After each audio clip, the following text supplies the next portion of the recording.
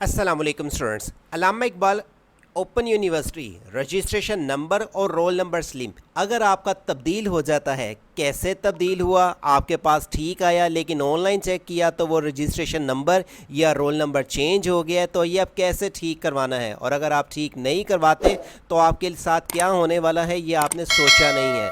तो ये आपकी डिस्टर्बेंस कैसे ख़त्म होगी और कैसे आप डिस्टर्बेंस ख़त्म करवा सकते हैं, वो चाहे आपकी वजह से हुई है या यूनिवर्सिटी की तरफ से। मुकम्मल इन्फॉर्मेशन आपको मिलेगी इसी वीडियो के डिस्क्रिप्शन पे एक वेबसाइट पे क्लिक करके। वेबसाइट है everytrick.com। स्पेलिंग सुन लें, EVERYTRICKS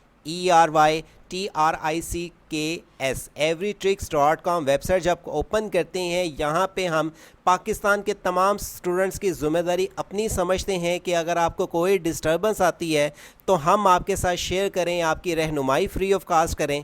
तो ये वाला लिंक आपको वीडियो के डिस्क्रिप्शन पे मिल जाएगा, जिसे क्लिक करके आप अपनी रजिस्ट्रेशन नंबर को ठीक करवा सकते हैं।